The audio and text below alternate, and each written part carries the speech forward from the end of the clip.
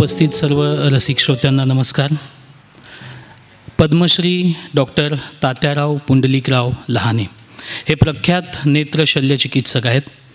ते नेत्र शल्य चिकित्सेतील अत्याधुनिक तत्वांवर प्रभुत्व मिळवल्याबद्दल आणि महाराष्ट्रातील ग्रामीण आणि आदिवासी भागात नेत्र चिकित्सा क्षेत्रातील त्यांच्या अग्रगण्य सामुदायिक कार्यासाठी ओळखले जातात. त्यांनी मोतीबिंदूच्या 1,71,000हून अधिक शस्त्रक्रिया यशस्वीपणे पार केलेल्या आहेत आणि आत्तापर्यंत 50 लाखांहून अधिक रुग्णांवर उपचार केलेले आहेत.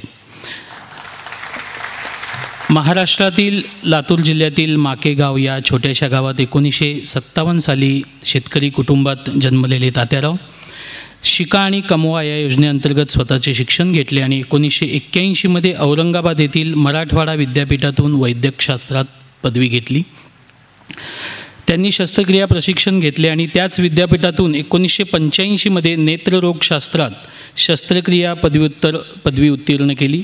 लेक्चरर आणि त्यानंतर ग्रामीण वैद्यकीय महाविद्यालय अंबेजोगाई येथे सहयोगी प्राध्यापक म्हणून काम करताना त्यांनी महाराष्ट्रात असंख्य मोतीबिंदू शस्त्रक्रिया शिबिरे घेतली.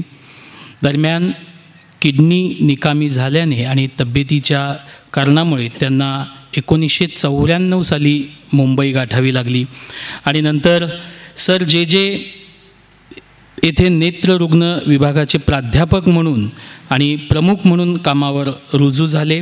सर जे ग्रुप ऑफ हॉस्पिटल आज जे महाराष्ट्रातील सर्वात प्रगत तृतीयक नेत्रसेवा केंद्र बनलेले आहे त्या नेत्र विभागाचे प्रमुख होते. 1995मध्ये किडनी प्रत्यारोपण लाईफ सपोर्ट औषधांवर असूनही ते दिवसाचे 12 ते 14 तास काम करत आहेत. सिचरलेस मोतीबिंदू शस्त्रक्रिया, केरोटोप्लास्टी, सर्व प्रकारचे लेसर, बालरोग शस्त्रक्रिया आणि कर्करोग शस्त्रक्रिया यासारख्या आधुनिक शस्त्रक्रिया करत आहेत. गरीब रुग्णांसाठी या सर्व शस्त्रक्रिया ते मोफत करतात. डॉक्टर लहाने यांच्या योगदानामध्ये सामुदायिक नेत्रचिकित्सा क्षेत्रातील अग्रगण्य उपक्रमांचाही समावेश आहे. जे वैद्यकीय महाविद्यालयात त्यांच्या कर्तव्याचा भाग नसून त्यांच्या कर्तव्याबाहेरच्या काळात सामाजिक कार्य म्हणून केले जातात. ग्रामीण महाराष्ट्रातील डोळ्यांच्या शिबिरांमध्ये प्रगत फेको इम्लिजिफिकेशन आणि स्टिचलेस शस्त्रक्रियांचे ते प्रणेते आहेत. त्यांनी संपूर्ण महाराष्ट्रात अशी 692 शिबिरे आजतागायत घेतलेली आहेत, ज्यात आदिवासी भागातील 196 शिबिरे आहेत. 192 शिबिरे ही सर्जिकल कॅम्प होती. कुष्ठरुग्णांवरही त्यांनी शस्त्रक्रिया केलेल्या आहेत. सन 2000 पासून बाबा आमटे यांच्या आनंदवन आश्रमामध्ये ज्या शस्त्रक्रिया व्हायच्या तिथं गुंतागुंतीचं जे प्रमाण होतं ते 35% 1% कमी करण्यासाठी सरांचे सातत्यानं प्रयत्न होते. ते यशस्वी करून दाखवले. कॉर्नियाच्या यशस्वी प्रत्यारोपण करून त्यांनी शेकडो अंध मुले आणि प्रौढांना दृष्टी बहाल केलेली आहे. डॉक्टर लहाने यांनी सर्जिकल बुद्धी आणि मानवतावादी प्रवृत्ती या दुर्मिळ संयोजनाला मूर्त रूप दिले आहे. त्यांच्या नेत्र शिबिरातील शस्त्रक्रियेचे रुग्ण बेस हॉस्पिटलमध्ये लहाने बाबांच्या शिबिरासाठी अनेक मैलांचा प्रवास करतात आणि त्यांची दृष्टी ही पुनर्संचयित करण्याच्या क्षमतेवर त्यांचा विश्वास आहे. त्यांनी संपूर्ण भारतात थेट शस्त्रक्रिया कार्यशाळा आणि प्रगत शस्त्रक्रिया तंत्रांचे निर्देश अभ्यासक्रम आयोजित केले आहेत. राष्ट्रीय परिषदांमध्ये त्यांची 200हून अधिक सादरीकरणे झालेली आहेत. सार्वजनिक व्याख्याने, वृत्तपत्रातील लेख आणि इलेक्ट्रॉनिक मीडियाच्या माध्यमातून त्यांनी नेत्रदानासाठी जनजागृती करण्यासाठी मोहीम राबवलेली आहे. ते इंडियन जर्नल ऑफ ऑप्थल्मॉलॉजीचे associate editor, index journal Maharashtra university of health सायन्सच्या शैक्षणिक परिषदेचे सदस्य आणि BOA आणि MOS या 2 सोसायटी या भारतातील 2 प्रमुख संघटना आहेत ज्यांचे 1500पेक्षा जास्त सदस्य आहेत, जे अंधत्व आणि प्रतिबंधाच्या उद्दिष्टासाठी कार्यरत आहेत. महाराष्ट्र आरोग्य सेवा विद्यापीठाचे व्यवस्थापन परिषदेचे ते सदस्य आहेत. डॉक्टर लहाने यांना त्यांच्या वैज्ञानिक ज्ञानातील योगदानासाठी त्यांच्या विशाल सामाजिक कार्यासाठी अनेक पुरस्कार मिळालेले आहेत. त्यामध्ये उत्कृष्ट प्राध्यापक पुरस्कार, आठवले पुरस्कार, मराठवाडा गौरव पुरस्कार, करवीर जीवन पुरस्कार, उत्कृष्ट समाजसेवेसाठी सुवर्ण पदक, उत्कृष्ट कार्यकर्ता पुरस्कार, सामाजिक कृतज्ञता पुरस्कार, लातूर गौरव पुरस्कार, डॉक्टर मुळे स्मृती वक्तृत्व पुरस्कार, डी दलजीत सिंग पुरस्कार, जीवनगौरव पुरस्कार, giants international award, best doctor award आणि बरेच काही. 1 लाखाहून अधिक मोतीबिंदू शस्त्रक्रिया केल्याबद्दल महाराष्ट्राच्या मुख्यमंत्र्यांनी ऑगस्ट 2007मध्ये त्यांचा विशेष सत्कार केला होता. झी TV अनन्या सन्मान 2008. त्यांना 23व्या वार्षिक परिषदेत उत्तर प्रदेश ऑप्थल्मिक सोसायटीने इस्टिकॉन पुरस्कार देऊन सन्मानित करण्यात आलं होतं. महान समाजसेवक डॉक्टर अण्णा हजारे यांच्या हस्ते त्यांना नाशिक नागरी सत्कारने गौरवण्यात आलेले होते. 9 जानेवारी 2008 रोजी लोकमत गौरव पुरस्काराने सन्मानित करण्यात आले होते. त्याचबरोबर मुंबईच्या महापौरांनी त्यांचा नागरी सत्कार देऊनही सत्कार केलेला आहे आणि सन 2008 साली त्यांना या सर्व कामाबद्दल पद्मश्री या पुरस्काराने सन्मानित करण्यात आले होते. अत्यंत मोठा परिचय आहे, पण अगदीच मी थोडक्या शब्दात इथं मांडण्याचा प्रयत्न केलेला आहे. नमस्कार. संतोषने माझा परिचय करून दिला आणि खूप काही सांगितलं त्यांनी, पण तेवढा मोठा मनुष्य काही मी नाही आहे, कारण माझं नावच लहान आहे.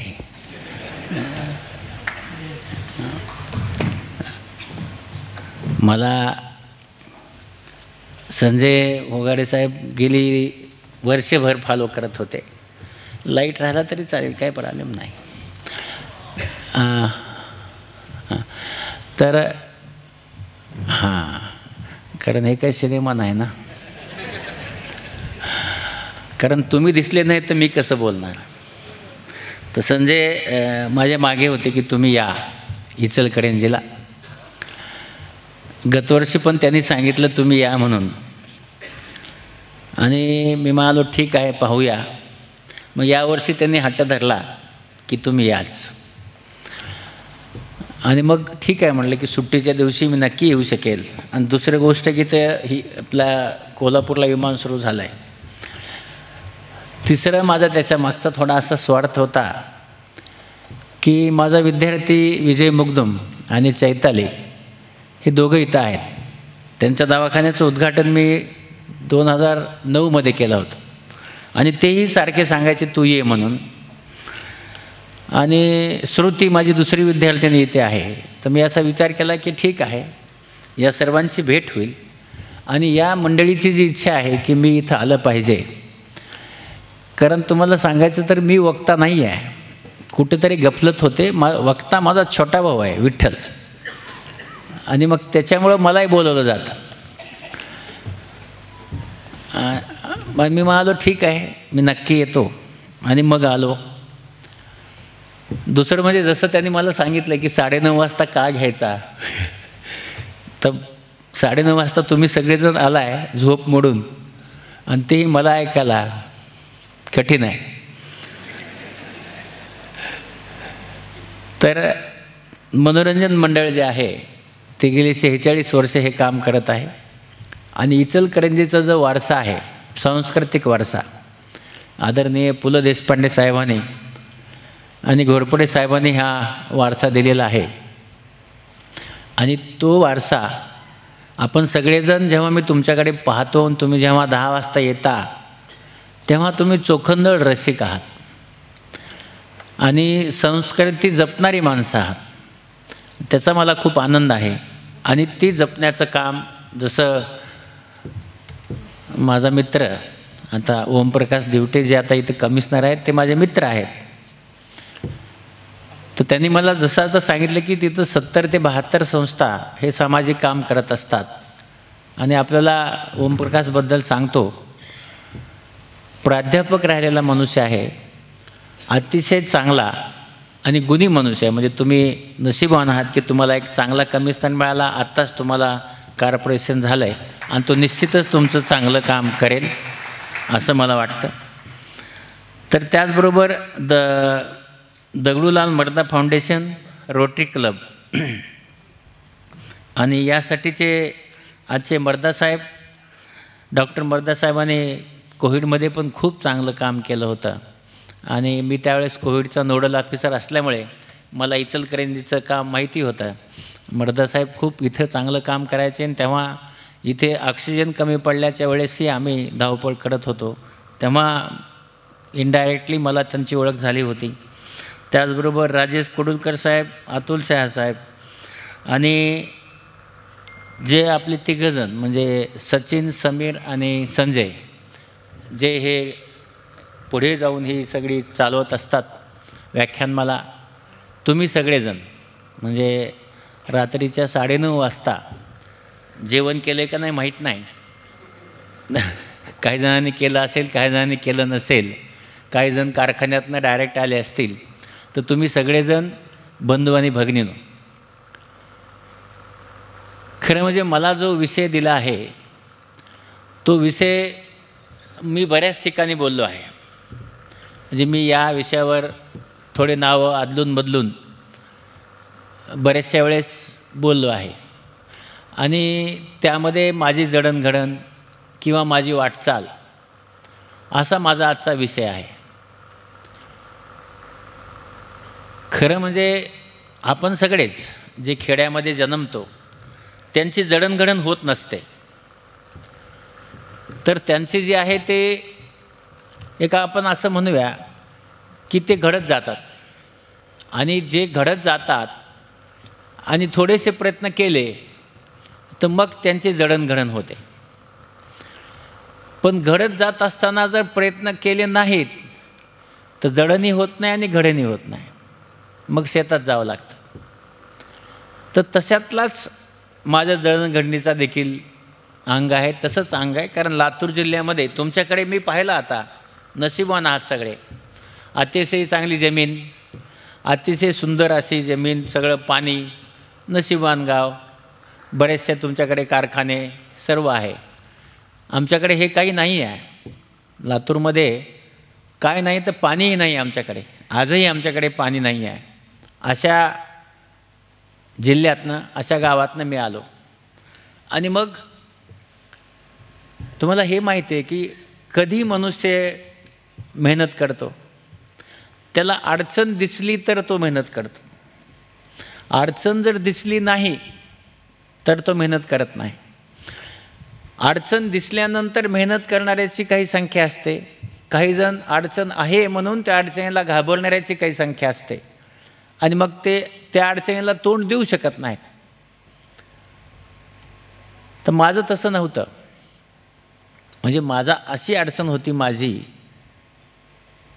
की मला 1.5 एकर जमीन होती, कोरडवाहू, आणि 4 बहिणी आणि 2 भाऊ, आई वडील, एवढं मोठं कुटुंब होतं.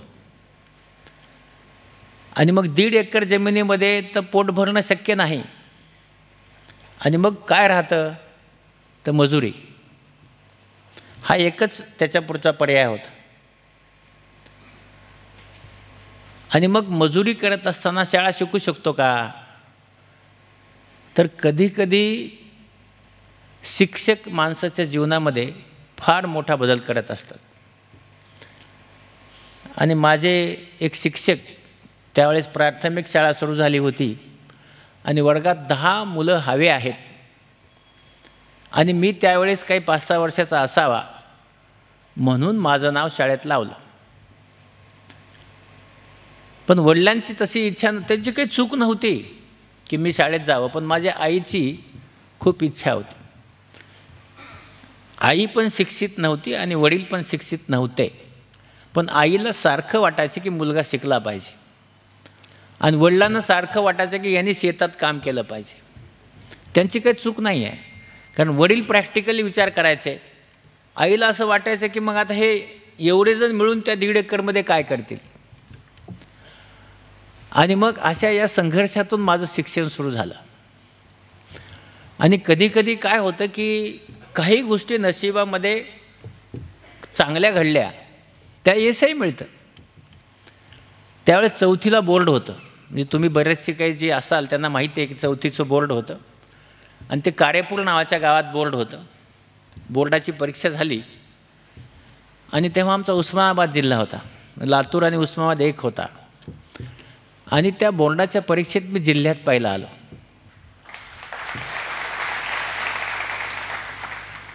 आपण नेहमीच लहान मुलगा रांगला किंवा चालला बोलला याला माइलस्टोन म्हणतो.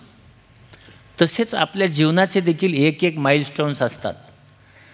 मला चांगले मार्क पडले, यामुळे दुसरी संस्था गावामध्ये होती कामधेनू, त्यांनी सांगितले की या मुलाला आमच्या शाळेमध्ये घाला. साधारण मुलगा असता तर त्यांनी त्याला शाळेत घालण्यासाठी सांगितलं नसतं. माझ्या वडिलांचं तेच की आता मोठा झाला आहे, आता तो 10 वर्षाचा झाला आहे आणि आत्ता तो शेतामध्ये काम करू शकतो आणि म्हणून त्याने शाळेत जाऊ नये. पण शिक्षकांनी माझ्या वडिलांना सांगितले की नाही याला शाळेत घालाच. आणि मग मी पुन्हा शाळेमध्ये गेलो. तुम्ही सगळेजण 10 जूनला शाळेत जाता, मी 5वी ते 10वी 10 जूनला शाळेत कधीच नाही गेलो. मी 15 ऑगस्टला शाळेत गेला. तर त्याला म्हटलं आपण मिळून अभ्यास करू. कारण काय होतं, कारण तो कंदील लावेल आणि त्याच्यावर मला अभ्यास करता येईल. तर त्या कंदिलावर आम्ही दोघंजण 10वीचा अभ्यास करत होतो. मी आजारी पडलो, खूप आजारी पडलो. 3 महिने परीक्षा द्यायची नाही हा निर्णय घेतला मी. पण माझे शिक्षक बोंडगे गुरुजी, शाजीराव गुरुजी मला भेटायला आले. ते म्हणाले परीक्षा दे. कारण त्यावेळेस मी परीक्षा दिली नसती तर पुन्हा मी परीक्षा कधीच दिली नसती, शक्यही नव्हतं ते. आणि मग त्या परीक्षेला मी गेलो. परीक्षा देत असताना हायर मॅथ होतं आणि तेव्हा प्रमेय असायचे 20 मार्काचा 25 मार्काचा 20 मार्काचा प्रमेय. तो मला सोडवता येत नव्हता कारण मी शिकलाच नव्हता. माझ्या गुरुजींनी तो मला लिहून दिला. माझ्या वर्गावर जे शिक्षक होते गार्डिंगला ते माझे शिक्षक होते. त्या सेंटरचे चीफ माझे शिक्षक होते. ते म्हणाले तुम्ही लिहा, सगळे आम्हीच आहेत, तुझे बाकीचे पेपर चांगले गेलेत, हे तू लिही कॉपी. माझ्या खिशात दिली. माहीत नाही माझ्या मनाने तेव्हा काय विचार केला मला माहिती नाही, पण ती कॉपी मी लिहिली नाही, ती खिशातच ठेवली. याचा विचार मी असा केला त्यावेळेस की मला ज्याचं ज्ञान नाही तर ती मी कॉपी म्हणून काय लिहावं. मला येत नाही, ते मान्य करा मला येत नाही. माझ्या आयुष्यात आजपर्यंत मला जे येत नाही ते मी येत नाही म्हणून सांगतो. आणि ह्या गोष्टीची मी सवय कधी करून घेतलीच नाही. आणि परीक्षेचा निकाल लागला. मी मराठवाड्यात 10वा आलो. जी मुलगी मराठवाड्यात पहिली आली तिला माझ्यापेक्षा 15 मार्क जास्त होते. जर मी तो प्रमेय सोडवला असता तर मी मराठवाड्यात पहिला आलो असतो. पण तात्याराव लहाने नक्की झालं नसतं.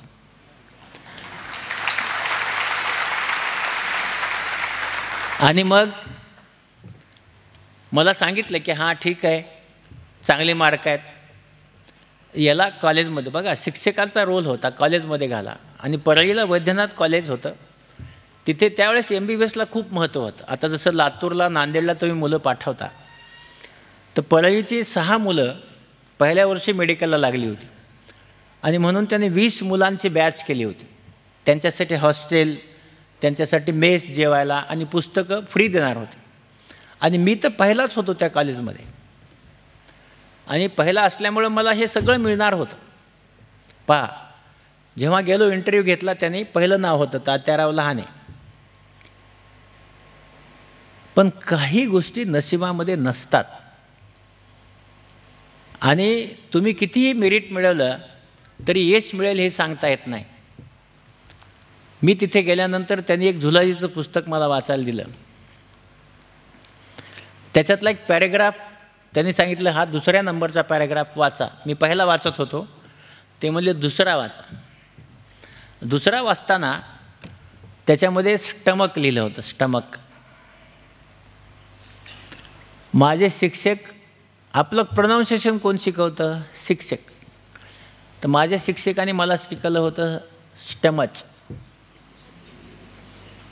शिक्षकाने शिकवलं, गावातली शाळा. मी म्हटलं स्टमच. ते देशपांडे सर म्हणले गेट आउट. मी म्हटलं काय झालं सर? तुला साधं इंग्रजी वाचता येत नाही, तू कसा डॉक्टर होशील? पहा. आणि आपलं सांगतो, मला वाईट वाटणं वेगळे. त्यांनी नाही म्हटल्यानंतर माझ्या डोळ्यातलं पाणी थांबतच नव्हतं. कारण मी शिकणार कसा? तिथे जात असताना सावकारापासून 90 रुपये मी घेऊन गेलो होतो. पुढे कसं शिकणार? आणि म्हटलं आता माझं शिकणं शक्य नाही. मग बाहेर आलो आणि घरी निघालो. डॉक्टर काळे म्हणून बॉटनीचे प्रोफेसर भेटले. ते म्हणले काय झालं, तुझं तर मेरिट आहे. म्हणलं सर ते इंग्रजी येत नसल्यामुळं मला हाकलून दिला आहे. ते मला घेऊन देशपांडे साहेबाकडे गेले. अरे म्हणलं पहिला नंबर आहे याचा, का घेत नाही तुम्ही? ते म्हणे डॉक्टर काळे याला इंग्रजी येत नाही, हा कसं काय शिकणार? बघा भाषामुळे किती त्रास होतो. आणि मग ते म्हणाले ठीक आहे, तू शेतकरी आहेस ना, काम करतोस का? म्हणलं करतो. म्हणले कमवा आणि शिका योजनेमध्ये झाडाला पाणी घाल. तुम्ही कधी परळीला गेलात तर रस्त्यावर आहे वैद्यनाथ कॉलेज, त्याला जे झाडं दिसतात त्या झाडाला मी 14 महिने पाणी घातले 2 वर्षामध्ये. रोज 50 घागर पाणी घालायचो. आणि सकाळी 7चं लेक्चर असायचं काळे सरांचं, त्या लेक्चरला जायचो.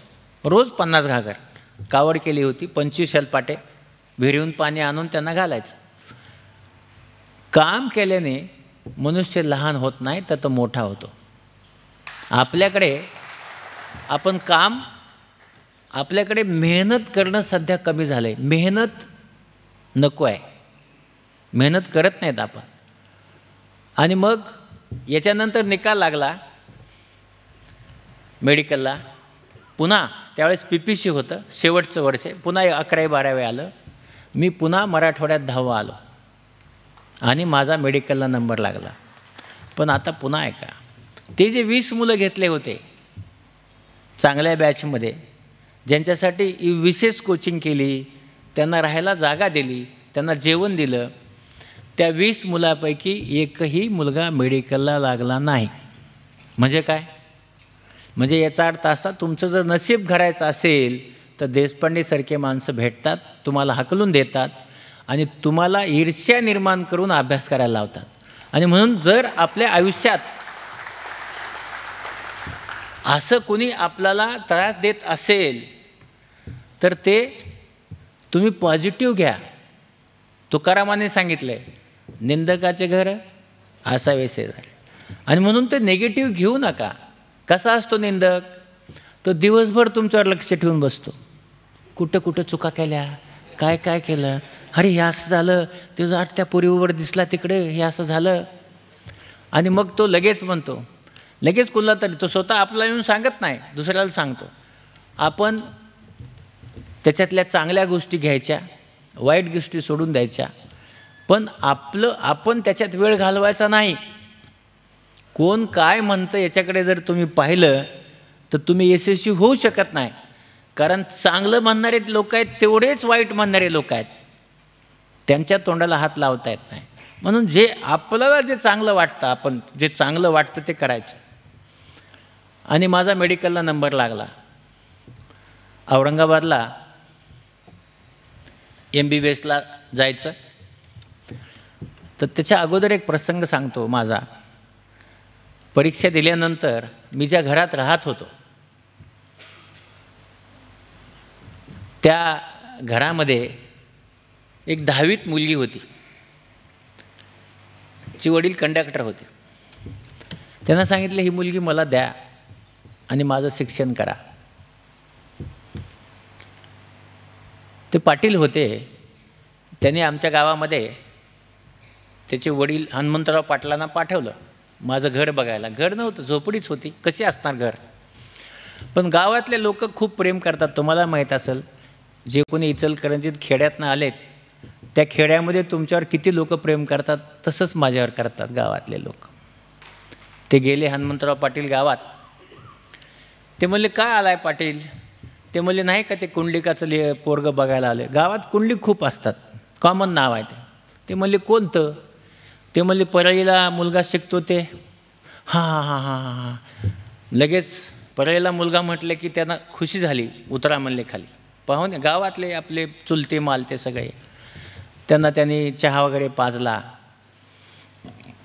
आणि म्हटले ठीक आहे मुलगा शिकतोय, पण काय म्हणले त्याच्या घरी झोपडी आहे, मुलगी दिली तर ते उद्या मजुरीला जाईल. गावातल्या लोकांचं प्रेम, मजुरी करेल, फार गरिबी आहे, काहीच नाही त्यांच्याकडे, 1.5 एकर जमीन आहे. गावातल्या लोकांचं प्रेम. त्या प्रेमाने भारावून ते हनुमंतराव पाटील माझ्याकडे न येताच निघून गेले. गावातल्या लोकांचं प्रेम. आणि त्यांनी काही ती मुलगी मला दिली नाही. त्याच्यानंतर MBBSला लागल्यानंतर मी मेस चालवत होतो आणि 3rd इयरला 4th इयरला परीक्षेच्या वेळेस गेल्यानंतर 2 आमदार आले. एक रघुनाथराव मुंडे आणि दुसरे किशनराव देशमुख. ते म्हणाले तुला 2 आमदार भेटायला आलेत. माझ्याकडे काही नव्हतं, गादी पण नव्हती, मी सतरंजीवर झोपत होतो. मित्राची गादी वगैरे आणली, त्यांना बसवलं. ते थोडी चर्चा झाली. म्हणलं का आलाय? ते म्हणले तुम्हाला मुलगी द्यायची आहे. मी घाबरून गेलो. माझे मित्र माझ्याहून जास्त घाबरले. ते सगळे असं करायले. मी म्हणलं आपण आमदार आहात ना? म्हणजे हो मी आमदार आहे. म्हणलं आपण पण आमदार आहात. ते देशमुख माझ्या तालुक्याचे आमदार होते आणि हे इकडे रेणापूरचे आमदार होते. ते म्हणाले आम्हाला द्यायची आहे मुलगी. म्हणलं थोडंसं गैरसमज झाला आहे तुमचा. तुम्हाला कोण पाहिजे? कुणाकडे आलाय तुम्ही? ते म्हणे तात्याराव लहाने. म्हणलं ते तर मीच आहे. तर ते म्हणे नाही आम्ही तुमच्याकडेच पाहुणे म्हणून आलो आहे. म्हणलं साहेब तुमची काहीतरी चूक झाली आहे. कारण म्हणलं मी आपल्या लायक नाही आहे. कारण माझ्याकडे म्हणलं शेती नाही, 1.5 एकर जमीन आहे, झोपडी आहे माझ्याकडे. आणि म्हणलं तुम्ही कसं मला मुलगी देऊ शकाल? ते म्हणले नाही नाही आम्हाला तुम्हाला मुलगी द्यायची आहे. ते म्हणलं कसं ते कुठं राहील ती मुलगी? त्याने सांगितलं ती एकुलती एक मुलगी आहे मला, मोठं घर आहे माझं आंबेजोगाईत, राहील तिथे, पण द्यायचे तुम्हालाच.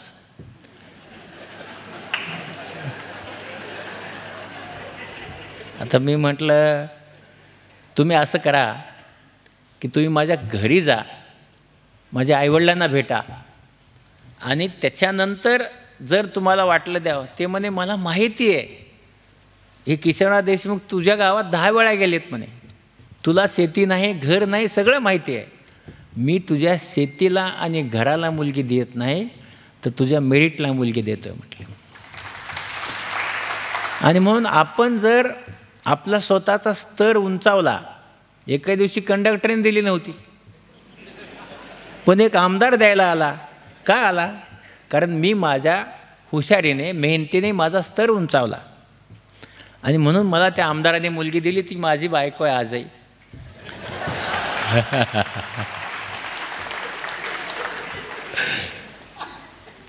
आणि जेव्हा लग्न झालं काय असतं बरं का, काही गोष्टी आपण जरी विज्ञानाच्या युगात असलो तरी नशीब असतंच. हेच माझे सासरे 3 डिसेंबर 80ला लग्नानंतर बरोबर 6 महिन्याने मुंबईमध्ये वारले. ॲक्सिडेंट झाला काहीतरी झालं, आमदार होते, वारले. त्याच दिवशी माझा डोळ्याचा पेपर होता. मी डोळ्याच्या विषयात नापास झालो. मी परीक्षा दिली होती पण कमी मार्क पडले कारण 2 दिवस काही वाचलं नव्हतं, फेल झालो. आता फेल झाल्याने मग मी डोळ्याचा डॉक्टर आहे, तुम्ही सगळेजण म्हणता की फार ऑपरेशन केले. मग जर मी नापास झालो म्हणून बसलो असतो तर पुढे मला प्रगती झाली असती का? नाही. अपयश ही यशाची पायरी असतं असं मला नेहमी वाटतं. ज्या ज्या ठिकाणी मला अपयश आलं तिथं मी काहीतरी चांगलं करू शकतो. आणि मला व्हायचं होतं पेडियाट्रिशियन किंवा मला व्हायचं होतं ऑर्थोपेडिशियन, पण पैसे मिळत नव्हते. का? रघुनाथराव मुंडे वारले होते. जे मला शिकवणार होते ते नव्हते. पुन्हा पैशाची अडचण, आणि पुन्हा त्यावेळेस तुम्ही एकटा होतो, घरी पैसे पाठवायचे होते, आता तर बायको होती. आणि मग अशा वेळेस फक्त 600 रुपये मिळतात म्हणून मी डोळ्याचा डॉक्टर झालो आणि MS पास केलं आणि अंबेजोगाईला गेलो. अंबेजोगाईला मी चांगलं काम करत होतो आणि माझी इच्छा पण होती की ठीक आहे आता प्रॅक्टिस करावी, पैसे कमवावे. पण पुन्हा नशीब असं असतं की एके दिवशी मी पेशंट तपासत असतानाच खाली पडलो आणि जेव्हा मला तपासलं तेव्हा माझं BP 240/140 झालं होतं. वरचं 240, खालचं 140. आणि सगळे डीन वगैरे परेशान झाले आणि माझ्या दोन्ही किडनी खराब झाल्या होत्या. मी मुंबईला तिकडे डायलिसिस होत नाही म्हणून आलो इथे, आणि तिथे मग दर गुरुवारी मी डायलिसिस करून घेत होतो.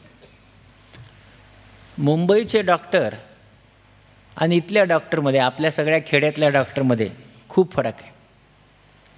जसं तुम्ही आता पाहिलं की मर्दा डॉक्टर तुम्हाला सगळे मदत करत होते कोविडमध्ये, तसं मुंबईमध्ये मी डॉक्टरांना दाखवायला गेलो बॉम्बे हॉस्पिटलला. त्यांनी मला तपासलं आणि मग मला विचारलं तुझे नातेवाईक किती आहेत? म्हणलं खूप आहेत. 4 बहिणी, 2 भाऊ, आई वडील, 2 मुली, 1 मुलगा, बायको, सासू. ते म्हणले फार आहेत. आणि ते म्हणाले तुम्ही LIC काढा. का? पुढच्या वर्षी तुम्ही जिवंत राहणार नाहीत. म्हणजे 1 वर्षाचं आयुष्य त्यांनी मला सांगितलं. कधी 94ला मी LIC खरंच काढली. 43,000 रुपये दिले. तेव्हा माझा पगार 7,000 होता. पण 25 लाख बायकोला मिळावे म्हणून मी LIC काढली. कारण ती मेल्यास पुन्हा तिने असं करू नये ना. काय होतं LIC काढल्यानंतर 1 वर्ष तग धरला मी. ऑक्टोबरमध्ये गेलो भेटायला, तर ते म्हणले नाही आता तुम्ही शेवटचाच हप्ता भरा, पुढच्या वर्षी जगणार नाही.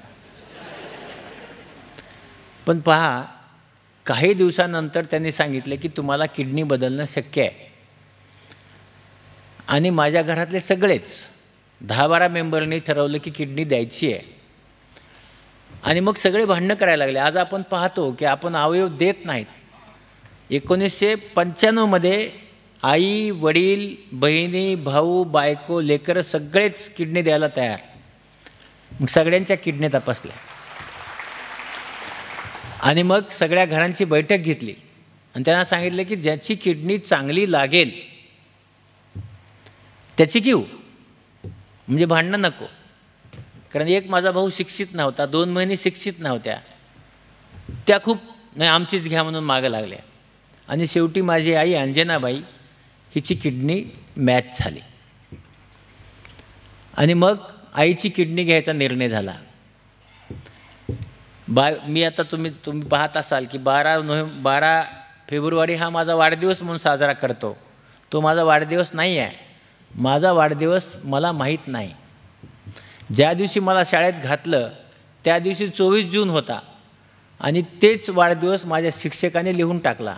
24 जून ह्याचा वाढदिवस, तो माझा ऑफिशियल वाढदिवस. 12 तारखेला माझ्या आईची किडनी मॅच झाली आणि 22 फेब्रुवारीला माझ्या आईने मला किडनी देऊन माझं ऑपरेशन झालं. त्याला आता 29 वर्ष पूर्ण झाले आहेत. पुन्हा सांगतो, किडनी बदलून 29 वर्ष जगणारा मी महाराष्ट्रातला पहिलाच माणूस आहे. काही लोक आहेत 25 वर्षे 26 वर्षे जगणारे, पण 29 वर्ष जगणारा एकटाच. पण या किडनीच्या वेळेस जे घडलं, तुमच्यासमोर का उभा आहे त्याचं कारण सांगतो. आतापर्यंत मी सांगितलं ह्याच्यामुळं मी इथं उभा नाही आहे. किडनीच्या वेळेस जे घडलं त्याच्यामुळं मी इथं उभा आहे. काय घडलं? माझी जी आई अशिक्षित आहे तिला ऑपरेशन थिएटरमध्ये घेऊन जात होते. डॉक्टर चिब्बरने तिला सांगितलं की हम तुम्हारा गुर्दा निकालने वाले हैं. ती म्हणली उभं राह, तुझी भाषा मला येत नाही, माझं ऐक तू, मला भूल दे. शिकलेली नसलेली माझी आई, मला भूल दे. माझी किडनी काढ एक, माझ्या तात्याला बसव, चलते का नाही ते बघ. शिकलेलं नाही, तिला कसं माहीत किडनी चलते का नाही, चलते का नाही ते बघ. आणि जर चलली नाही तर दुसरी किडनी काढ, पण माझा तात्या वाचला पाहिजे. हे जेव्हा मी ऐकलं, मला सांगा, हे फक्त एकच माणूस करू शकतो, ते म्हणजे आई. मी वडिलांच्या विरोधात नाही, वडील असं करू शकतात असं माझं म्हणणं नाही, पण मी त्यांच्या विरोधात नाही, पण हे आईच करू शकते. आणि किडनी बदलल्यानंतर त्यावेळेस बेंबीपासनं पाठीच्या कण्यापर्यंत असं बरगडी फाडून किडनी काढायचे. स्कोपी नव्हतं. तिला 102 लेअरमध्ये 166 टाके पडले होते तिला. ह्याच्यानंतर सकाळी तिने विचारलं, कसं आहे माझा तात्या? चांगला आहे. पण चांगला म्हणून मान्य ती आई कसं करणार हो? मग ती आई कसली? ती अंजनाबाई असू शकत नाही. ती म्हणली, दाखव मला चांगला आहे तर. ते म्हणले, हो, पण तुमचं ते मोठं ऑपरेशन झालं. काय होते म्हणले मला? चल. असे दोन्ही याला धरलं तिने, इथं बँडेज केलं होतं. आणि बघा, 166 टाक्यावर हात धरून ती मला बघायला आली. तेव्हा मला त्यावेळेस आयसोलेशनमध्ये ठेवलं होतं. मी त्या काचेच्या घरातनं तिला असा हात केला. आणि माझ्या आईला जे काही यातना होत्या त्या कमी झाल्या आणि तिला वाटलं माझा मुलगा जिवंत आहे. मला सांगा, जी आई आपल्या दोन्ही किडन्या काढून घ्या म्हणते, जी आई स्वतःच्या दुःख लपवत ते सहन करत मला पाहायला येते आणि त्याच्यानंतर माझा दुसरा जन्म होतो. मी असा विचार केला की जर माझी आई एवढं सगळं मेहनत करून मला दुसरा जन्म देत असेल, तर ह्या दुसऱ्या जन्मात आईला चांगलं वाटावं असंच मी काहीतरी केलं पाहिजे. आणि तिथे मी ठरवलं सामाजिक काम करायचं. तर तुमच्याकडे एवढ्या 72 सामाजिक संस्था आहेत. मला कुठलाही काही गंध नव्हता सामाजिक कामाचा. आणि मग काम करायचा निर्णय घेतला, पण कसं करायचं माहीत नव्हतं. 99च्या जानेवारीमध्ये विकास आमटेंनी मला आनंदवनला बोलवलं ऑपरेशन करायला. आणि तिथं काय चॅलेंज होतं, 70 लोक होते कुष्ठरोगी, ज्यांचं ऑपरेशन झालं होतं एका डोळ्याचं. त्यांना कमी दिसत होतं, एका डोळ्याला मोतीबिंदू होता. आणि तेव्हा मी वाचलं, रिसर्चमध्ये असं लिहिलं होतं की 35% डोळे आंधळे होतात ऑपरेशननंतर लेप्रोमॅटस लेप्रोसीचे. तर मला असा विचार आला की आता इतके आंधळे जर झाले तर काय करायचं. पण मी आणि डॉक्टर रागिनी माझ्यावर जे काम करतात, आम्ही दोघंजण तिथं गेलो. 178 ऑपरेशन केले. या 71 रुग्णासाठी 1 महिना तिथे राहिलो आम्ही आनंदवनला. आणि आपल्याला सांगतो की याच्यातला एकही पेशंट अंध झाला नाही. आणि आम्ही ते रिसर्च बदलला. आज आम्ही आनंदवनमध्ये जवळपास 5600 लेप्रोसीचे पेशंट ऑपरेशन केले आहेत. त्यातला एकही डोळा गेला नाही. आणि त्याच्यानंतर बाबा आमटे आम्हाला भेटले. आणि मग आमचं हे जे तुम्ही म्हणता सामाजिक काम सुरू केलं. आज आम्ही जवळपास 693 नेत्रशिबिरं करू शकलो. कुठलंही असं गाव नाही, मोठं तालुका नाही की जिथं आम्ही जाऊन शिबिर केलं नाही. आम्ही प्रत्येक तालुक्यामध्ये, तुमच्या कोल्हापूर जिल्ह्यात मी 26 शिबिरं केले. 2004 ते 2006 कुशेळे किंवा कुठल्या तर गावात एक कोणी मनुष्य आला होता. तो डोळ्यात औषध टाकायचा. औषध टाकल्यानंतर तो सांगायचा की तुम्हाला काही करायची गरज नाही. खानविलकर साहेब मंत्री होते. आणि त्यावेळेस शेकडो लोकांना काचबिंदू झाले होते, कारण तो धोत्र्याच्या बिया कुटून त्याचं पाणी डोळ्यात टाकत होता. आणि मग इतकीच बॅकलॉग होता, तर आम्ही 26 वेळा इथे येऊन 26 शिबिरं करून 19,000 ऑपरेशन आम्ही इथे कोल्हापूरला केले होते. प्रत्येक तालुक्यातले पेशंट ज्यांना काचबिंदू झाला आहे, ज्यांना मोतीबिंदू झाला आहे, ज्यांचे डोळे एकदम अंध झालेत, अशा सगळ्या लोकांचे ऑपरेशन आम्ही इथे 4 वर्ष येऊन केले. कुठल्याही भागात असं नाही झालं की तिथं आम्ही गेलो नाही. आणि आम्ही प्रत्येक वेळेस हा विचार केला की आम्ही जेव्हा आता नंदुरबारला जातो, आम्ही जेव्हा मेळघाटला जातो किंवा गडचिरोलीला जातो, इथले आदिवासी आम्हाला ओळखत नाहीत. त्यांना एकच माहीत आहे की बंबई का डॉक्टर आता है, बंबई की डॉक्टरीन आते ऑपरेशन करून जातात.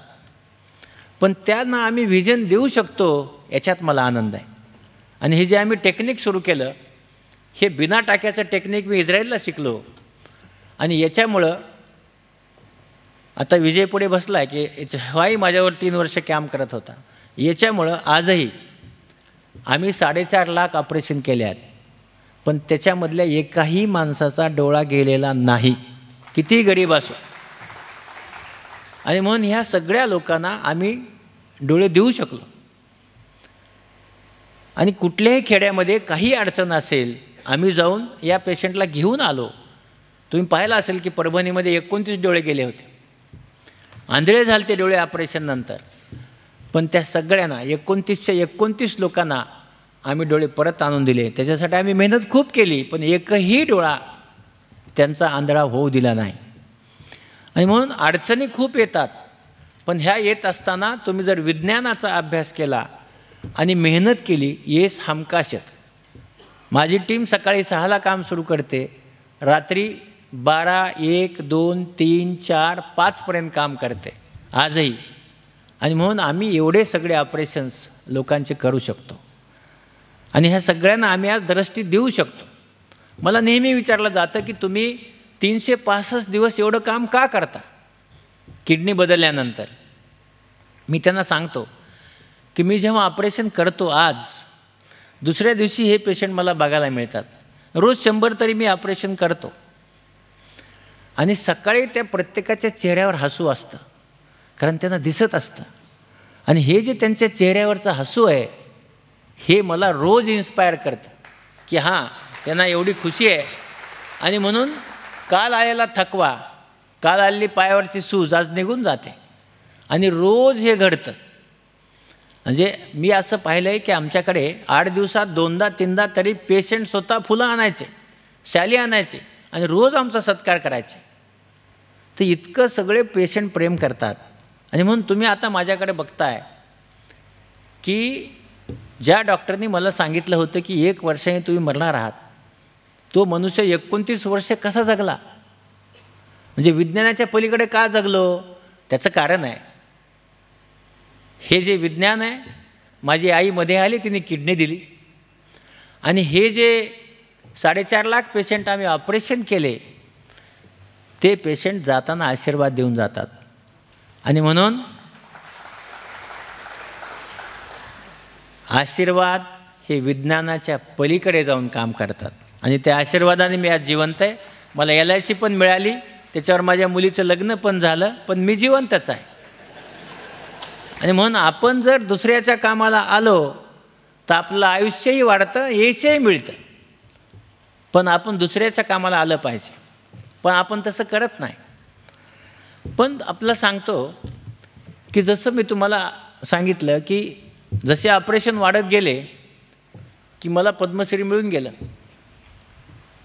कसं आहे, तुम्ही मला इथं का बोलवलं, मी पद्मश्री आहे, मग हा काहीतरी मोठा माणूस असावा. आता तुम्हाला कळालं मी मोठा मनुष्य नाही, पण आधी तरी माहीत नव्हतं ना.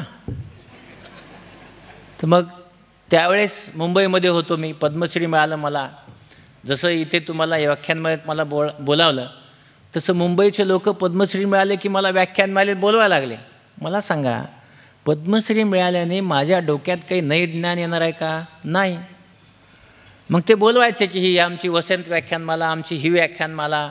तुम्ही म्हणायचं नाही हो, मला ह्याच्यातलं काही येत नाही, मी डोळ्याचा डॉक्टर आहे, कॅम्प ठेवा येतो, पेशंट बघतो, ऑपरेशन करतो. काय चूक आहे? तेव्हा म्हणलं वसंत व्याख्यानमालेचे लोक आले माझ्याकडे, म्हणलं दादरला शिबिर ठेवा, ऑपरेशन करतो, पेशंट बघतो, येतो. ते बाहेर जाऊन खिडकीतून ऐकत होतो, काय म्हणते, गावाकडचं आहे, घाटी आहे, भाव खात आहे. ह्याच्यात मला सांगा ना, काय चूक आहे माझी? मला ज्ञान नाही हे सांगायला मी का लाजायचं? पण मी मग बोलवून घेतलं खिडकीतनं, म्हणलं येतो, तुमच्या भाषणाने येतो. आणि मग मी गेलो. माझं पहिलं भाषण 30 मिनटं भाषण केलं. काय भाषण केलं मला काय माहीत नाही. आणि खुश झालो ना, 30 मिनटं बोललो मी. आणि मला झालं भाषण, ते जाऊ द्या, त्यांना काय वाटायचं वाटू द्या. मुंबईचा रसिक सगळा. खाली एक आजी बसली होती. तिने असा कागद माझ्या हातात दिला. घेतला तो कागद. मला म्हणली, त्याच्यात लिहिलं होतं, रोजच्या रोज डोळे चांगले ठेवण्यासाठी काय करावे. आता मी विज्ञानाचा विद्यार्थी. मी म्हणालो, आई, आपल्या डोळ्याला अश्रू येतात, अश्रूमध्ये डोळ्याचं अन्न असतं आणि हे अश्रू आपल्या डोळ्याची काळजी घेत असतात. त्यामुळं अश्रू काळजी घेत असल्यामुळे आपल्याला नवीन काही करायची गरज नाही, काही करू नका.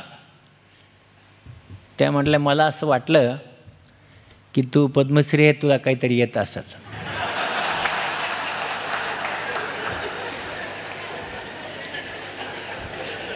आता मी सांगा, ह्याच्यात काय चूक आहे? काहीच नाही ना. मग तुला काही म्हणजे तुला काही येत नाही असं ती म्हटली. मग आता मी म्हटलं काय करायचं? म्हणलं हो खरं आहे, मी सांगतो. आलो की आजी असं करा, रोज सकाळ संध्याकाळ थंड पाण्याने डोळे धुवा. खुश झाले. हां बघ आता कसं सांगितलंस. पण काय असतं की माणूस मोठं झालं ना, त्याच्या बातम्या छापून येतात. ही सगळ्यात वाईट गोष्ट आहे. मग दुसऱ्या दिवशी सकाळी नावाकाळनी बातमी छापली, थंड पाण्याने डोळे धुवावे, पद्मश्री डॉक्टर तात्याराव लहाने. मोठी बात. आणि खाली तात्याराव लहाने यांचा फोन नंबर. काय गरज आहे? देऊन टाकला. पण त्यावेळेस मलाही फार कळत नव्हतं. मी त्याचे कात्रण कापलं आणि माझ्या ओपडीच्या समोर लावलं. मी खुश. मोठी बातमी छापून आली आपली. प्रत्येकाला वाटतं ना आपली बातमी आली, फोटोसहित मोठी बातमी, तात्याराव लहाने पद्मश्री वगैरे वगैरे. 2-4 दिवसानंतर फोन यायला सुरू झाले. तुम्ही तात्याराव लहाने का? म्हणलं हो. ते तुम्ही थंड पाणी सांगितलं? म्हणलं हो सांगितलं ना. ते फ्रीजरमध्ये ठेवायचं का खाली ठेवायचं? म्हणले कठीणच आहे. पुन्हा फोन, तुम्ही तात्याराव लहाने का? म्हणलं हो. त्या थंड पाण्याचं तापमान किती ठेवायचं? म्हणले थर्मामीटरच घेऊन बसले आता. मग तेवढ्या काळामध्ये स्वप्न बघा आणि स्वप्न जगा अशी एक दुसरी व्याख्यान मला होती दादरला. ते म्हणाले येता का? म्हणलं नक्की येतो, माझं भाषण चुकलं, रेक्टिफाय करायचं. आणि त्या व्याख्यानमालेला गेलो आणि गेल्यानंतर विचारलं की मागच्या वसंत व्याख्यानमालेत कोण कोण होतं? सगळ्याच लोकांनी हात वर केले.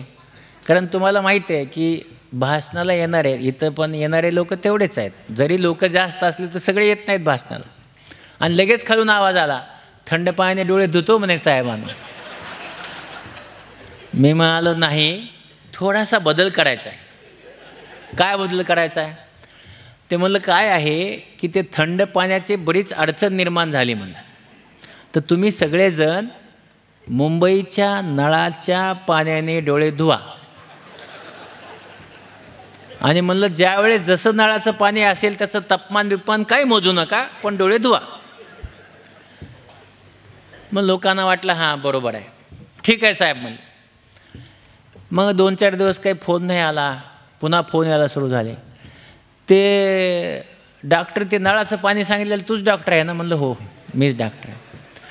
ते म्हणले नळाचं पाणी सप मारायचं का हळूहळू मारायचं? तर काय सांगायचं. पुन्हा फोन, ते डोळे बंद करून मारायचं का डोळे उघडे ठेवून मारायचं? मला सांगा, आता तुम्ही जर डोळे उघडे ठेवून सप मारले तर काही राहील का डोळा? पण प्रश्न कमी होत नाही. आणि त्या भाषणानंतर मी शिकलो की काय बोलायचं नाही.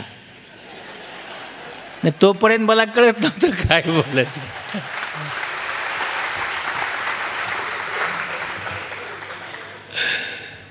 आपलं सांगतो की त्या भाषणानंतर मला जेव्हा जेव्हा कोणी बोलायचं तेव्हा मला नेहमी एक भीती वाटायची की खालून कुणाची चिठ्ठी येते. त्याच्यानंतर मी चिठ्ठीचं उत्तर इथून कधीच नाही दिलं. ते त्याच्या एकट्याला देतो उत्तर, म्हणजे सगळे काही मला प्रश्न विचारणार नाहीत. अडीअडचणी असतात, पण आपण जर ठरवलं की आपला चांगलं काम करायचं आहे, यश मिळतं. मुंबईला गेल्यानंतर नवीन टेक्नॉलॉजी आल्यानंतर तिला खेड्यापाड्यापर्यंत पोहोचत असताना गोरगरिबाचा विचार करत जर आपण केलं, हे नक्की करता येतं. आणि हे करण्यासाठी जर मला सगळ्यात जास्त कोणी मदत केली असेल ते डॉक्टर खानिलकर साहेबांनी. त्यांनी मला हे सगळं करण्यासाठी मदत केली. त्यांच्या काळात आम्ही 70 दवाखाने बांधले डोळ्याचे महाराष्ट्रामध्ये. फक्त डोळ्याचे दवाखाने, शासकीय दवाखाने त्यांच्यामुळं झालेत. आणि म्हणून आपण जर चांगलं काम करत राहिलो, यश हमखास येतं. तर आता मी माझं भाषण सुरू करून 45 मिनटं झालं. तुम्हाला माहीत आहे की मास्तर हा 45 मिनटं झाले की त्याच्या डोक्यात बेल वाजते, आहे ना. तर आता 11 वाजत आलेत. 10 मिनटं बोलून माझं भाषण संपवणार आहे. पुढची गोष्ट अशी सांगतो की मी आता डॉक्टर आहे. आता डॉक्टर असल्यामुळे आताच्या अडचणी सांगतो. 1947ला हृदयाच्या आजाराने 18% लोक मरायचे. आता 42% मरतात. म्हणजे स्वातंत्र्य मिळाल्यानंतर कमी व्हावं का वाढावं? कमी व्हावं ना. म्हणजे आता आपलं ज्ञान आलं, सगळं आलं, पण का कमी नाही झालं? त्याची 2 कारणं आहेत. आपण सगळेजण शिकलो, त्याच्यामुळं आता आपल्याकडे संध्याकाळी बाहेर जाऊन जेवायची सवय झाली. बाहेर जाऊन भाजी भाकरी कोणी हॉटेलमध्ये खातं का? नाही. का पिझ्झा, बर्गर वगैरे वगैरे तळलेल्या सगळ्या गोष्टी. आणि याच्यामुळं काय झालं की ज्या कॅलरीज आपल्याला पाहिजे नाहीत त्या कॅलरीज आपण खातोय. का उदाहरण सांगतो. जर आपली पेट्रोलची गाडी आहे आणि तिच्यात जर डिझेल टाकलं चालेल का? नाही. जंक फूड हे पेट्रोलच्या गाडीत टाकलेलं डिझेल आहे. का? कारण ते जंक फूड त्याच्या कॅलरीज आपली बॉडी वापरत नाही. मग आपल्या शरीरात ते राहतं आणि ते राहिल्यामुळं मग हळूहळू गुठळी होते, कोलेस्ट्रॉल वाढतं आणि गुठळी तयार होऊन हृदयाचे आजार होतात. ते निश्चित खावं पण कमी. आणि म्हणून मी त्यासाठी एक म्हण तयार केली की हे सगळे आता काय माहीत आहे का तुम्हाला, पिझ्झा, बर्गर, हॉटडॉग, कोल्डडॉग, आता बरेच काही आले कुठाने सगळे. तर मी त्याची एक म्हण तयार केली की खा पिझ्झा आणि बर्गर, म्हणजे सगळं जंक फूड खा, पिझ्झा आणि बर्गर आणि व्हा आजाराने जर्जर. खा भाकरी आणि भाजी, जगा होईतो आजोबा आणि आजी. तुम्ही जर भाकरी भाजी खाल्ली तर तुम्ही आजोबा आजी होणार आहात आणि तुम्हाला आयुष्य चांगलं मिळणार आहे. तेवढे दिवस जर तुम्ही जगलात तर निश्चितच तुम्हाला आजोबा आजी चांगलं होता येईल. आणि म्हणून हे पिझ्झा बर्गर नक्की खा, पण कधीतरी, नेहमीसाठी नाही. आपल्याकडे आपण खूप हुशार आहोत. आपल्याकडे शुगर, मधुमेह हा आजार 12% लोकांना आहे भारतात. भारताला शुगरची राजधानी म्हणतात. का म्हणतात? कारण आपल्याकडे आपण ही जी शुगर आहे हिला खूप सांभाळतो. कसं सांभाळतो? थोडंसं आईस्क्रीम खातो, आंब्याच्या सीझनमध्ये आंबे खातो, आहे का नाही. त्याच्यानंतर साखरेचा चहा पितो आणि त्याच्यानंतर अर्धी गोळी जास्त खातो. कसं होईल हे बघा. साखरेमुळे 10 ते 12% लोकांना अंधत्व येतं. किडनीचा आजार होतो, डायलिसिसला जावं लागतं. आज आपल्या माहितीचं सांगतो 11,500 डायलिसिस होतात. त्याच्यामध्ये 7,500 लोकांना डायबिटीज आहे म्हणून किडनी गेली आहे. तर ही जी किडनी जाते त्याचं कारण आहे साखर कमी जास्त प्रमाणामध्ये साखर झाल्यामुळं किडनी जाते. कारण माझी किडनी गेली आहे म्हणून मला माहिती आहे. मग आपण काय करतो, हे जे गोड खातो, तुम्ही तर काहीच नाही. माझ्याबरोबर माझे डायरेक्टर, संचालक मेडिकल एज्युकेशन, आम्ही एका लग्नाला गेल्यानंतर त्याने आम्हाला आईस्क्रीम दिलं. तर मी म्हणलं नको, मला नको. का म्हणलं मला डायबिटीज आहे. त्याने येऊन खाल्लं. म्हणलं सर तुम्हाला डायबिटीज आहे. ते म्हणलं तुला कधीपासून आहे. म्हणलं वर्षभर झालं. तुझी नवीन आहे म्हणले, मला 30 वर्ष आहे. खाल्लं त्याने. आता त्यांचं 1 वर्षापूर्वी बायपास झालं. मी त्यांना भेटायला गेलो. मला आईस्क्रीम खाल्लं नसतं तर बायपास गरज नव्हती करायची. ते म्हणले तू सांगत होतोस ते बरोबर होतं, नाही खायला पाहिजे. बेसिक असं आहे की आपण सगळेजण कसं आहे की वरून घेतलेलं इन्सुलिन किंवा गोळी ही पचन व्हायला 2 तास लागतं आणि साखर फक्त 2 मिनटात आपल्या रक्तात जाते. त्या 2 तासात ती वाढते आणि आपल्या शरीराला खराब करते. त्यामुळं वरून घेतलेली साखर डायबिटीजमध्ये 100% चालत नाही, कारण ती आपल्या अवयवांना खराब करते आणि म्हणून आपण ती घेऊ नये. आता आपल्याकडे आपण कुणाचं ऐकतो सध्या, म्हणजे कोल्हापूर विद्यापीठ, इचलकरंजी विद्यापीठ, सांगली विद्यापीठ, आपण कुणाचंच ऐकत नाही. आपल्या प्रत्येकाकडे एक विद्यापीठ आहे, त्याचं नाव आहे व्हॉट्सअप. खतरनाक विद्यापीठ आहे. आणि त्या खतरनाक विद्यापीठात असं सांगितलं की तुम्ही तर सगळे इचलकरंजी कोल्हापूरनं तुमच्याकडे गुळ होतो, काळा गुळ होतो, की डायबिटीजमध्ये साखरेचा चहा पिऊ नये पण काळ्या गुळाचा चहा प्यावा. मला सांगा, काळ्या गुळामध्ये गोड नाही का? आहे. मग आपण तो चहा पिल्यानंतर साखरचं प्रमाण आपल्या रक्तात वाढणार नाही का? वाढणार.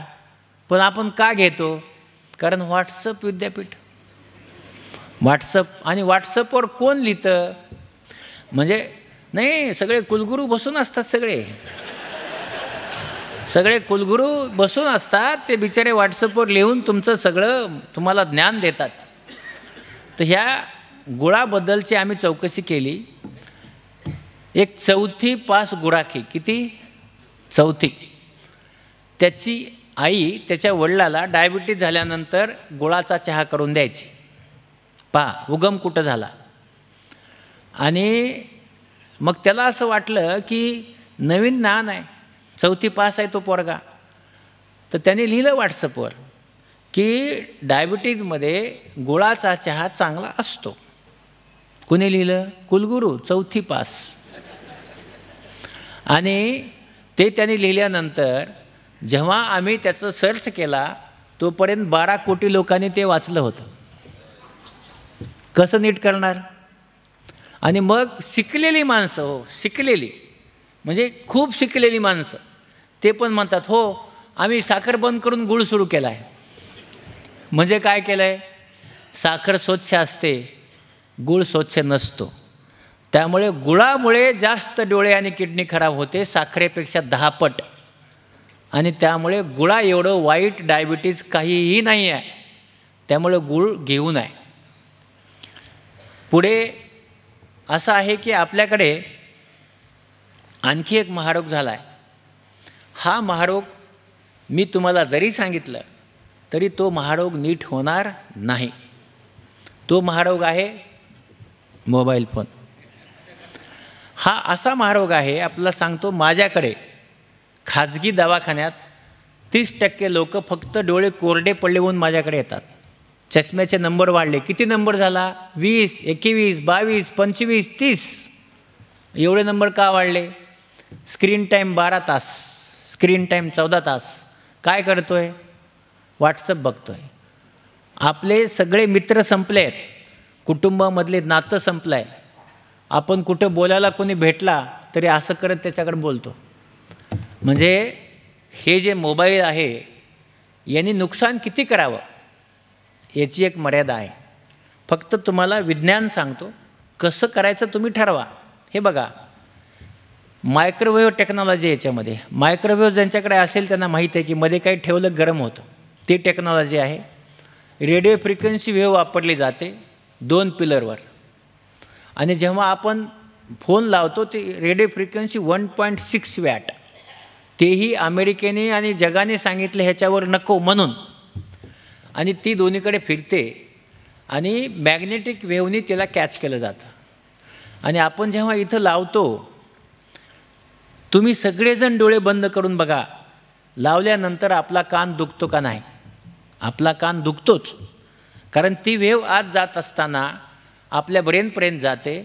आणि आता विज्ञानाने प्रूव्ह केलं आहे की 5% मेंदूचे कॅन्सर हे मोबाईलमुळं वाढले आहेत. आता मेंदूचे कॅन्सर मोबाईलमुळं वाढले आहेत. डेफनेस, आपल्या सगळ्यांना कमी ऐकू येतं कारण वेव्ज. डोळे कोरडे होतात, कोरडे पडतात डोळे. चष्म्याचे नंबर 20 वर्षापर्यंत वाढायचे, आता 20 वर्षापासून 60 वर्षापर्यंतही चष्म्याचे नंबर वाढतात. का? याच्यात ब्ल्यू लाईट असतो, तो आपल्या डोळ्यात जातो आणि चष्म्याचा नंबर वाढतो. डोकं दुखायला लागतं, फटीग होतं डोकं आपलं, पण तरीही आपण हे सोडत नाही, खाली मान घालून बघतो. म्हणून मी मागे सांगितलं होतं की याच्या पुढची पिढी, कारण डार्विनचा सिद्धांत आहे की आपली सेफ्टी गेली आणि माणूस झाला, याच्या पुढची पिढी खाली मान घालून जन्मणार. म्हणजे काय? मोबाईल बघता बघता खालीच येणार ना, वर कुठं बघणार? ती पिढी खाली मान घालून जन्मणार. त्याच्यामुळे आपले मनके, आपले पाय, आपले गुडघे, कंबर, या सगळ्या गोष्टीला आपल्याला आज आजार झाला आहे. त्याचं कारण आहे मोबाईल. आणि म्हणून या मोबाईलची फ्रिक्वेन्सी जी आहे वेव्ह, ही 16 ते 18 इंच असते. 16 ते 18 इंच. आणि म्हणून मोबाईल आपल्या हातात घ्या, शरीरातल्या कुठल्याही खिशात ठेवू नका, आपल्या हातात घ्या आणि जिथं जाल तिथं टेबलवर ठेवून द्या. एक. दुसरं, जेव्हा तुम्हाला बोलायचं आहे स्पीकर फोनवर बोला, दूर ठेवून. का नाही बोलत? कारण आपल्याला खाजगी बोलायचं असतं, नवऱ्याला सोडून, बायकोला सोडून, असं सगळं, म्हणून आपण बोलत नाही. पण स्पीकर फोनवर बोला, नाही तर वायरचं ब्ल्यूटूथ वापरा, ते चांगलं. ते नसेल तर वायरलेस ब्ल्यूटूथ वापरा, पण फोन दूर ठेवा. त्यानंतर फोन जेव्हा तुम्ही चार्ज करताय तेव्हा झोपताना बाजूला चार्ज करू नका, तो लिव्हिंग रूममध्ये बाहेर चार्ज करा, ज्याच्यामुळे त्या वेव्ह रात्रभर तुमच्या शरीराला लागणार नाहीत. आणि म्हणून आपण मोबाईल जरूर वापरा. वापरत असताना 16 इंच ते 18 इंच दूर ठेवा, खिशात ठेवू नका, हातात धरा, ब्ल्यूटूथ वापरा आणि चार्ज करताना दूर ठेवा. कारण तुम्ही मोबाईल वापरायचं बंद करणार नाहीत, शक्यच नाही. आणि दुसरं, 6 वर्षापर्यंतच्या लहान मुलाला मोबाईल देऊ नका. त्याचं कारण सांगतो. मोबाईलमुळे लहान मुलं रागीट झाले आहेत, फेकून देतात सगळं. ते IQ, हुशारी त्यांची कमी होत चालली आहे, कारण ते फक्त तिथल्या त्याच्या व्हिडिओमध्येच ते सगळा वेळ जातो त्यांचा. मग आपण काय करतो? लहान लेकरू रडलं की घे मोबाईल, जेवत नसेल घे मोबाईल, आईला सिरियल बघायचे घे मोबाईल, स्वयंपाक करायचा घे मोबाईल. 1 ते 6 वर्षापर्यंतच्या मुलाला मोबाईल दिल्यामुळं त्याची हुशारी एकदम कमी होत चाललेली आहे, IQ कमी होत चालला आहे. आणि आता असं म्हटलं जाते सध्याच्या रिसर्चमध्ये की त्याचा 50% IQ कमी होतो आहे. म्हणून त्या मुलाला 6 वर्ष मोबाईल देऊ नका, रडू द्या. आणि 6 ते 20 वर्षापर्यंत 1 तास द्या, आणि 20 वर्षानंतर आजपर्यंत 2 तास मोबाईल वापरा. बाकी तुम्हाला व्हॉट्सअप पाहायचंच आहे तर ते तुम्ही लॅपटॉपला जोडा आणि 24 तास वाचा, कारण त्याच्यात ब्ल्यू लाईट नाही आहे. लॅपटॉपमुळे आपले डोळे खराब होत नाहीत, तर तसं करा. मला असं वाटतं की तुम्हाला जितकं सांगणं शक्य आहे ते सांगितले, तुम्ही ऐकणार नक्कीच नाही, त्याच्यातला एकही माणूस ऐकणार नाही. पण माझं सांगणं कर्तव्य आहे की मी त्या डोळ्याचा डॉक्टर आहे, आणि म्हणून तुम्ही सगळेजण उद्या विसरून जाल. आता डोळ्याचा डॉक्टर आहे म्हणून एक गोष्ट सांगून माझं भाषण संपवतो. आपले डोळे जे आहेत ते चांगले ठेवण्यासाठी आपण अजीवनसत्व घेतलं पाहिजे, कारण आपले डोळे फक्त फोटो काढतात आणि तो तिथपर्यंत न्यायचं काम अजीवनसत्व करतं. इथं दिसतं आपल्याला. तर म्हणून गाजर, पपई, शेवग्याची शेंग आपण खाल्ल्याने, हिरव्या भाज्या ह्याच्यात अजीवनसत्व असतं. कारण आपण आज बऱ्याच दुसऱ्या गोष्टी खातो. म्हणून या गोष्टी खाल्ल्याने आठवड्यात एकदा आपल्याला डोळ्यासाठी चांगली गोष्ट आहे ती. पण आता मी असंच सांगितलं तर संजय पुढच्या वेळेस मला म्हणणार तुझं इचलकरंजीचं भाषण चुकलं का? कारण आता ज्या वहिन्या बसल्यात माझ्या इथं, मुली बसल्यात, बहिण्या बसल्यात, तर घरी गेलं की लेकराला गाजराचा शिरा, गाजराचाच उपमा, गाजराचीच भाजी, गाजराचाच रस, गाजरासारखं फक्त. कारण आपल्याकडं अतिशयोक्ती करायची सवय झाली. म्हणून गाजर आठवड्यातनं एकदा, पपईची एक फोड आठवड्यातनं एकदा, शेवग्याच्या शेंगा मी बंद करणार सांगायचं. कारण एक आजी माझ्या उपडीत घेऊन आली शेवग्याच्या शेंगा आणि म्हणली हे खातच नाही लेकरू. आता ते काय शेळी आहे का कच्च्या शेंगा खायला? त्याला भाजी तर करायला लागेल ना. तर ते म्हणजे काय करावं हे काही कोणाच्या लक्षात येत नाही आणि अशी काहीतरी गडबड करतात. आणि म्हणून आपले डोळे सांभाळत असताना लहान मुलाला 3ऱ्या महिन्यात दिसतं, 3ऱ्या. तर तुम्ही सगळेजण 3ऱ्या महिन्यात नाही दिसलं तर ताबडतोब जागा. जे डॉक्टर म्हणतो की याला मोठं होऊ द्या, चूक आहे. त्या लेकराला मोठं झाईपर्यंत ते डोळे फिरतात. म्हणून मोठं होऊ द्या म्हटल्यानंतर लगेच दुसऱ्या डॉक्टरकडे न्या, भूल देऊन तपासा. लहान बाळ तपासू देत नाही, त्याला भूल देऊन तपासा. मोठं होऊ द्या चूक आहे, मोठं होऊन काही होत नसतं. तर हे मोठं होऊ द्याच्या मागं लागू नका, त्याला भूल देऊन तपासा. आणि ते तपासल्याने आपल्या बाळाला जसं मोठं होईल तसं त्याला आजार होणार नाहीत. आणि म्हणून जेवढं आपण लवकर करू, मधुमेहामध्येही दरवर्षी डोळे दाखवत चला, जेवढं आपण लवकर करू तितक्या लवकर त्याचे डोळे नीट होऊ शकतात. आणि म्हणून आपण आपल्या बाळाची काळजी घेणं गरजेचं आहे. मोबाईल वापरू नये, आपल्या आजारामुळे आपल्या शरीराला नुकसान होऊ नये हे करावं. आणि दुसरी गोष्ट व्यायाम करावा.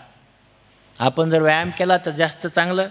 तर आपण सगळेजण, आता आपण पाहिलं की हे तिघंजण मिळून, मनोरंजन मंडळ तिघंजण मिळून हे एवढं चांगलं काम करतायत, त्यांच्यासाठी एकदा आपण टाळ्या वाजवून त्यांना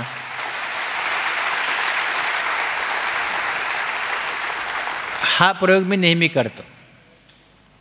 कोण सांगतं टाळ्या वाजवायला? मेंदू नाही, त्याच्यानंतर हात नाही, हृदय नाही. मेंदू, हात, हृदय ह्या सगळ्यांना जोडणारं एक मन नावाची गोष्ट आपल्याकडे, आत्मा, विचार. आणि म्हणून जेव्हा मी तुम्हाला अकस्मात टाळ्या वाजवायला लावल्या तर तेव्हा तुम्ही त्या वाजवल्या. 3 प्रकारच्या टाळ्या वाजवल्या. बघा, ज्या काही लोकांनी वाजवल्या नाहीत आणि काही लोकांनी हे बघा बोटं अशा वाजवल्या, काहींनी अशा आणि काहींनी अशा. आता ज्यांनी बोटं खाली करून वाजवल्या, पुन्हा एकदा डोळे झाकून बघा कोणी कोणी खाली करून वाजवल्या.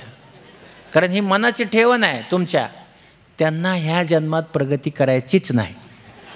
आहे तिथं बरं आहे, आहे तिथं बरं आहे. आता ज्यांनी अशा वाजवल्या, पोराला मार्क कमी पडले, बायकोचं चुकलं, काही कमी झालं, ह्याने अभ्यास नाही केला, जन्मभर दुसऱ्याला दोष देणारा माणूस अशा टाळ्या वाजवतो. आणि ज्यांनी अशा टाळ्या वाजवल्या त्याला प्रगती करायची असते. म्हणून एकदा हात वर करून, सगळ्यांनी हात वर करून जोरात जोरात जोरात जोरात जोरात टाळ्या वाजवा, जोरात. तर ही जे मंडळ आहे हे अतिशय चांगलं काम करत आहे. आणि त्याचबरोबर आपले जे मर्दा डॉक्टर आणि आपले ओमप्रकाश साहेब ह्यांच्यासाठी अशाच एकदा आपण जोरात टाळ्या वाजूया, हात वर करून, जोरात जोरात जोरात जोरात जोरात. थँक्यू, आभारी आहे. मी तुम्हाला टाळ्या का वाजवायला सांगतो. आता कसं आहे, डॉक्टर हा निस्वार्थी प्राणी असतो. तुम्हाला 2दा टाळ्या वाजवायला लावल्या का नाही? तुम्ही कोविडमध्ये पाहिलं, ऑक्सिजन नाही म्हणायचे, ऑक्सिजन नाही, ऑक्सिजन पाठवा. हवेमध्ये 20% ऑक्सिजन असतो. आणि आपण जेव्हा अशा टाळ्या वाजवतो आहे का नाही, तर तेव्हा आपल्या फुफ्सावरचं जे वजन आहे हाताचं कमी होतं. तुम्ही लोहाराचा भाता बघितला आहे का? त्या भात्यासारखं आपलं फुफ्फुस आकुंचन प्रसरण पावतं टाळ्या वाजवताना. आणि त्याच्यामुळं जी हवा आहे दुप्पट वेगाने आत जाते आणि आपल्या शरीरामध्ये कार्बन डायऑक्साईड तयार होतो प्रत्येक अवयवाचा, पण तो बाहेर काढला जात नाही कारण आपण व्यायाम करत नाही, म्हणून तो लपून बसलेला असतो. तर असं केल्याने ऑक्सिजन आत जाऊन त्या कार्बन डायऑक्साईडला बाहेर काढतो आणि आपल्या पेशींना प्रफुल्लित करतो. योगशास्त्रात असं म्हणतात की जर अशा टाळ्या 1 मिनिट वाजवल्या तर आपलं 1 दिवसाने आयुष्य वाढतं. बघा, मी तुमचं 2 वेळा वाजवायला लावल्या, म्हणजे भाषांतर ऐकलंच पण तुमचं 2 दिवस आयुष्य वाढलं आणि आता 3ऱ्या दिवसाने वाढवून घ्या. जय हिंद, जय महाराष्ट्र.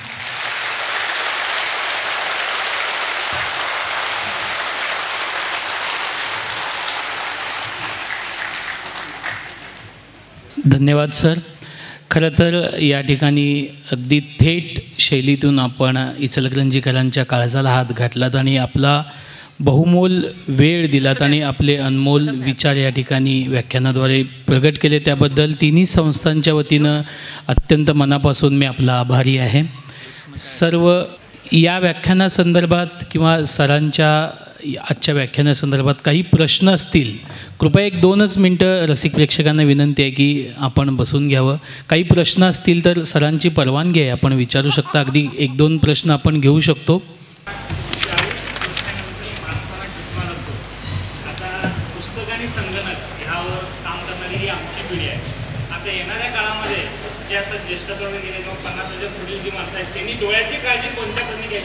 संगणक वापरतात त्यांनी एक गोष्ट लक्षात ठेवली पाहिजे की संगणकावर बसल्यानंतर प्रत्येक 20 मिनिटांनी आपलं जे डोकं आहे संगणकाच्या समोर ते काढा, बाजूला भिंत असेल कुठेतरी त्या भिंतीकडे एखादं कॅलेंडर अडकवा आणि त्याच्याकडे 20 सेकंद बघा. म्हणजे 20 मिनिटांनी 20 फुटावर 20 सेकंद. म्हणजे त्याच्यामुळं आपली जी बाहुली लहान झाली आहे, आपल्या डोळ्यामध्ये बाहुली असते ती लहान होऊन बसते त्या प्रकाशाने. आणि म्हणून आपण इथून असं डोकं जास्त वेळ नाही काढायचं, असं काढायचं आणि इकडे बघायचं 20 सेकंद 20 फुटावर 20 मिनिटाने. असं केल्याने आपल्या डोळ्याला जे कळ लागले ते निघून जाते. आणि प्रत्येक 2 तासाने पामिंग करायचं. म्हणजे काय, आपले हात स्वच्छ करायचे, डोळे बंद करायचे आणि हे बघा, हे वरून असं खाली डोळा दाबायचा, हळूच दाबायचा. म्हणजे डोळ्याच्या समोर आपण अंधार निर्माण केला आहे 2 मिनटं आणि काढायचं. हे काढल्याने आपली बाहुली पुन्हा प्रसरण पावते. म्हणून 20-20-20 आणि 2 आपलं पामिंग 2 तासांनी. असं जे संगणक 2 तासापेक्षा जास्त वापरतात त्यांनी हा व्यायाम करत राहावा, ज्याच्यामुळे डोळ्यांना काहीही होणार नाही.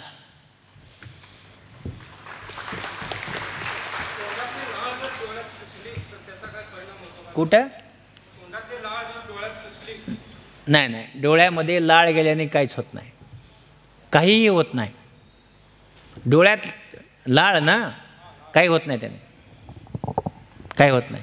कसं आहे बघा, आपले जे हे आहेत मोबाईल फोन, ह्याच्यामधलं जे ब्ल्यू लाईट येतो तो आतापर्यंत कुठल्याही चष्म्याने अडवला जात नाही. हे फक्त पैसे काढायचं धोरण आहे. कुठल्याही चष्म्यामध्ये ब्ल्यू लाईट बाहेर जातोच आणि म्हणून मोबाईलला ब्ल्यू लाईट ब्लॉकर आलेले नाहीत. आलं लक्षात? हां, ह्याच्या कम्प्युटरसाठी आलेत ते. Okay, thank you. डोळ्याची वाढ 20 वर्षापर्यंत होते.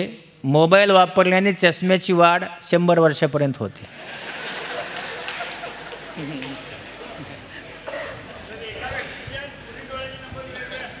हो, एका व्यक्तीच्या दोन्ही डोळ्याचे नंबर वेगळे असतात.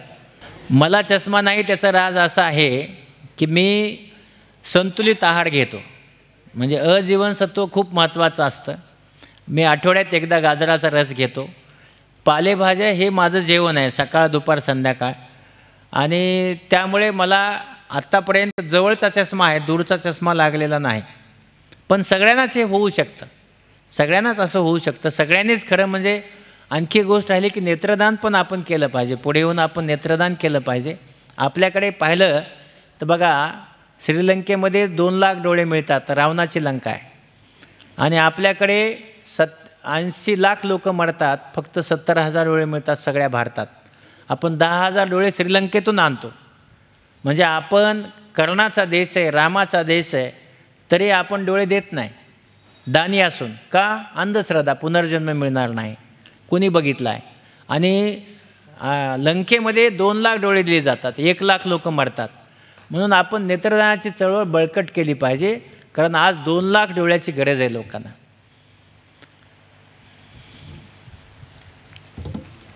Thank you very much.